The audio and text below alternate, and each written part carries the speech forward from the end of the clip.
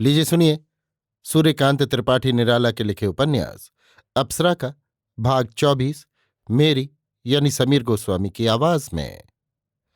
सर्वेश्वरी बड़ी उत्सुकता से प्रतीक्षा कर रही थी। उसने सोच लिया है अब इस मकान में उसका रहना ठीक नहीं। जिंदगी में उपार्जन उसने बहुत किया था। अब उसकी चित्तवृत्ति बदल रही थी। कलकत्ता आना सिर्फ उपार्जन के लिए था, अब वो भी अपने हिंदू विचारों के अनुसार। जीवन के अंतिम दिवस काशी ही रहकर बाबा विश्वनाथ के दर्शन में पार करना चाहती थी। बैंकों में 4 लाख से कुछ अधिक रुपए उसने जमा कर रखे हैं। ये सब कनक की संपत्ति है। राजकुमार को दहेज के रूप में कुछ देने के लिए कुछ रुपए उसने आज निकाले हैं। बैठी हुई इसी संबंध में सोच रही थी कि कनक की गाड़ी पहुंची। कनक राजकुमार और चंदन को लेकर पहले माता के कमरे में गई। दोनों को वहीं छोड़कर ऊपर अपने कमरे में चली गई। कनक को माता के विचार मालूम थे। सर्वेश्वरी ने बड़े आदर से उठकर राजकुमार और चंदन को एक एक सोफे पर बैठाया। गद्दी छोड़कर खुद फर्श पर बैठी अपने भविष्य के विचार दोनों के सामने प्रकट करने लगी। कनक भोजन पका रही थी। जो कार्य उसका अधूरा रह गया था आज चंदन के आने की वजह दूने उत्साह से पूरा कर रही थी। इंतजाम इनके आने से पहले ही कर रखा था। मदद करने वाले नौकर थे। उसे घंटे भर से ज्यादा देर नहीं लगी। एक साथ कई चूल्हे जलवा दिए थे। सर्वेश्वरी ने कहा, पहले मेरा विचार था कुंवर साहब पर मुकदमा चलाऊं, कुछ रोज कनक को गायब करके, पर कनक की राय नहीं, इसलिए ये विचार रोक देना पड़ा। वो कहती है, राजकुमार की तरफ इंगित कर, आपकी बदनामी होगी। इस समय सहन करने की शक्ति बढ़ाना ज्यादा अच्छा है, चंदन ने कहा, और अनेक बातें लुप्त रखकर, जिससे उसके शब्दों का प्रभाव बढ़ रहा था। मैं अब काशी रहना चाहती हूं, ये मकान भैया के लिए रहेगा। ये तो अच्छी बात है, चंदन ने कहा। भैया तो कल ही बनारस जा रहे हैं, लेकिन शायद आपको न ले जा सके, और आपको साथ की जरूरत भी नहीं। मेरी मां को लिए जा रहे हैं। अंत समय काशी रहना धर्म और स्वास्थ्य दोनों के लिए फायदेवर है। चंदन की चुटकियों से सर्वेश्वरी खुश हो रही थी। उसके दिल को ताड़कर कुछ देर तक कनक की नादानी, उसके अपराधों की क्षमा, अब राजकुमार के सिवा उसके लिए दूसरा अवलंब, मनोरंजन के लिए और विषय नहीं रहा, उसका सर्वस्व राजकुमार का है, आदि आदि बातें सर्वेश्वरी अपने को पतित सास समझ उतनी ही दूर रहकर उतनी ही अधिक सहानुभूति और स्नेह से कहती रही।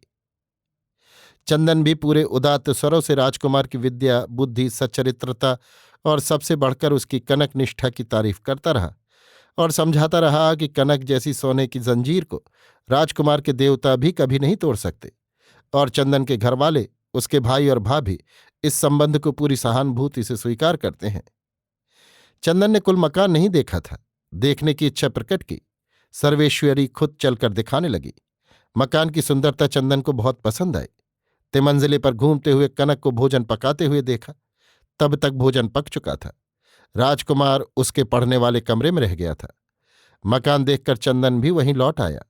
सर्वेश्वरी अपने कमरे में चली गई। कनक अपने कमरे में थालियां लगाकर दोनों को बुलाने के लिए नीचे उतरी।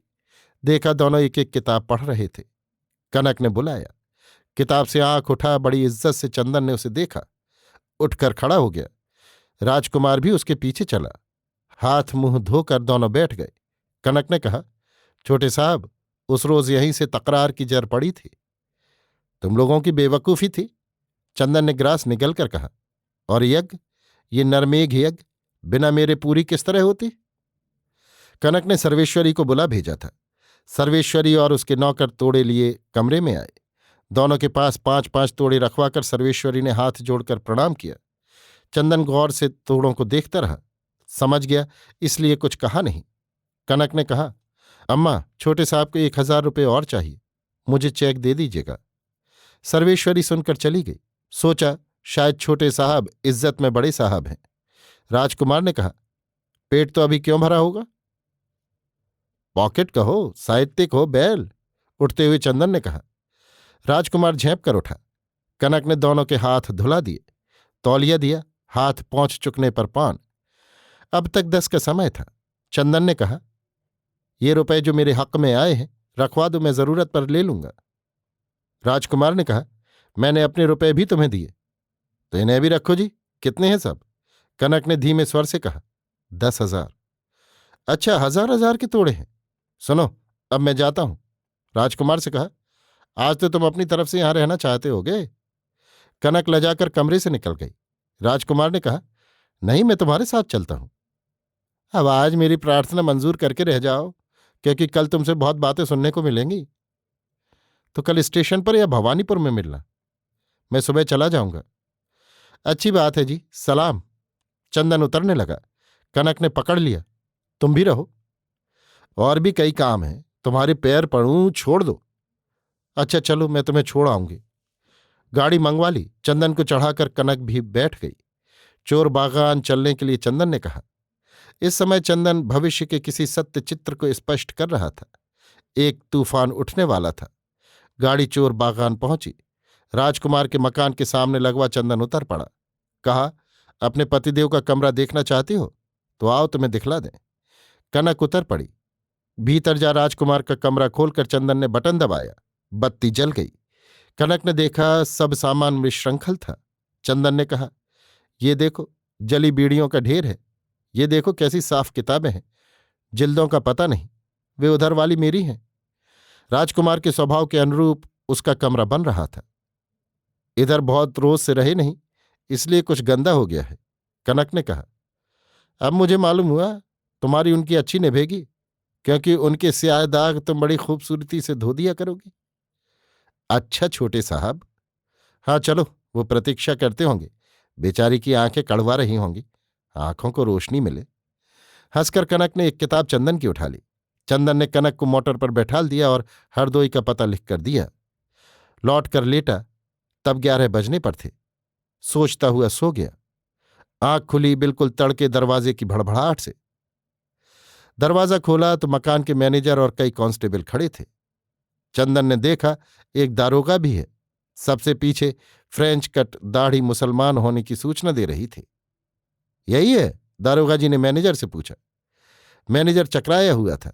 चंदन ने तुरंत कहा, कल जो 40 रुपए मैंने दिए थे, अभी तक आपने रसीद नहीं दी। यही है, नए मैनेजर ने कहा। दारोगा आज्ञा पत्र दिखलाकर तलाशी लेने लगा। किताबें सामने ही रखी थीं। देखकर उछल पड़े। उलटते हुए नाम भी उन्हें मिल गया, राजकुमार। दूसरा मजबूत मुकदमा सूझा। सब किताबें निकाल लीं। चंदन शांत खड़ा रहा।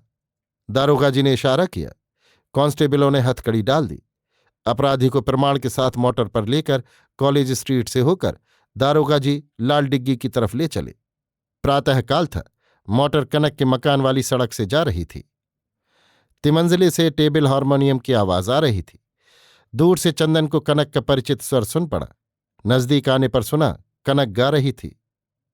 आज रजनी बड़ भाग्यनी लेख्यों, पेख्यों पिए मुख चंदा।